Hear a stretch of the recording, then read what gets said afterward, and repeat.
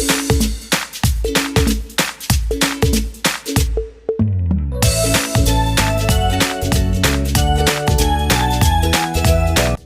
day everyone! Para sa ating tutorial ngayon, gagawa tayo ng e-Christmas card. Dahil malapit na ang Christmas, gagawa natin ang ating mga kaibigan, ang ating mga family, ang ating loved ones ng personalized e-Christmas card.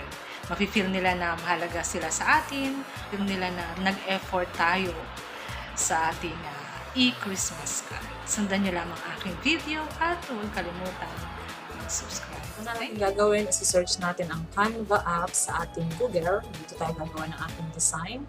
I-click lang natin yan. Ayan, wait natin. So, dito tayo gagawa ng ating design. Click natin itong free design. So, free forever. Free, walang bayad. So, yan ang piliin natin. So, then i-click natin itong nasa taas. Piliin itong design. May mga free templates naman dito pero gumawa tayo ng sarili nating design. Create a design, dagdagan natin ng size, pwede natin lagyan ng inches. So, ayan, pili natin inches, 7 by 5, 8. So, ito yung ating, dito tayo mag-design sa blank document na to. So, dito sa gilid, mapapansin ito yung mga tools na pwede natin gamitin sa ating pag-design. So, pili natin kung hindi tayo ng ating templates. Pwede tayo mag-search ng create Christmas cards. Pwede natin search yun. Kung ano yung template na gusto natin gawin, pwede natin search dito yan. Ating gagawin. So, piliin natin, hanap tayo ng pwede natin templates sa ating e-Christmas card. Yan, pwede natin i-browse to, hanap tayo ng mas maganda kung gusto natin e-Christmas card. Pwede natin itong piliin. So, marami pa dito iba. Pwede rin ito. So, lahat yan ay pwede i-edit. Pwede palitan ng pictures, pwede palitan ng text.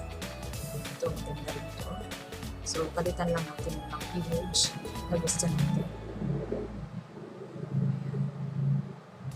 So, gusto ko yung kanina. Yan, ito, simple lang. Yan, pwede natin palitan itong image na to. Punta lang tayo sa mga tools natin sa gilid. Pwedeng photos na naka-built-in sa Canva. Ayan, pwede tayong pumili dito. Pwede rin namang mag-upload tayo ng sarili natin pictures. Then, click lang natin itong upload media. So, punta tayo sa folder natin sa computer. Hanapin natin yung pictures na gusto natin ilagay. Ayan, for example, ito yung gusto natin ilagay yung picture. Click lang natin yung upload. Ayan. Then, i-click lang natin yung picture na yan, image na yan. So, mapapalitan na yan. Ayan, automatic, mag-reshape na siya ng circle. Kung circle yung image ng template na nandun. Then ito, text na to, Christmas is here. Pwede rin natin palitan niya ng text.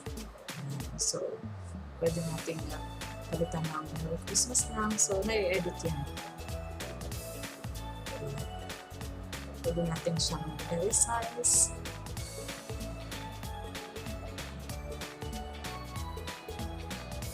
Pwede natin baguhin kung saan natin gustong ilagay. Pwede sa taas, pwede rin dito sa baba. So, kahit saan natin gustong ilagay. So, i-edit yun. So, pwede natin paliitin dito sa taas yung size.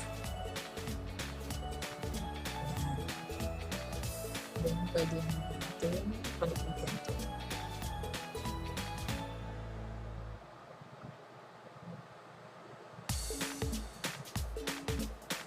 Pwede tayo mag-another text. Pili lang tayo dito.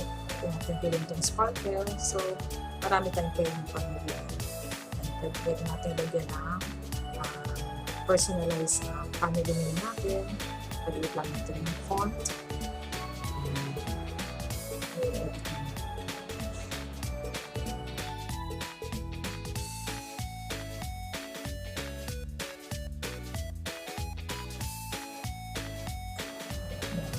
Pwede natin i-resize. Pwede natin palikitin din. Ayan.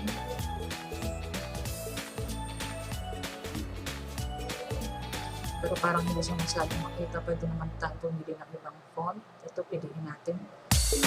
Para mas maganda.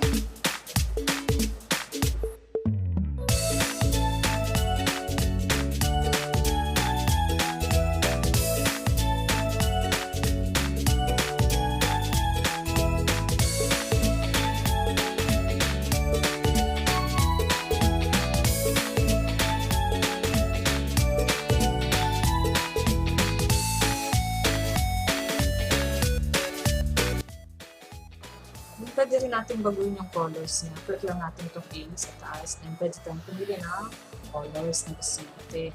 So make sure lang natin na may contrast siya sa ating design. Then pwede natin lagyan siya ng icons. Yan. Click lang natin to. Pwede tayong pumili ng iba pang icons. Pwede natin ilagay.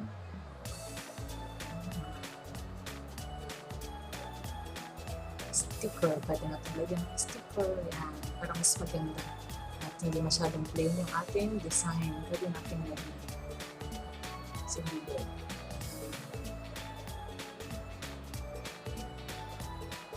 Then background. Pwede ito yung background. Pwede natin yan. Para mas maganda.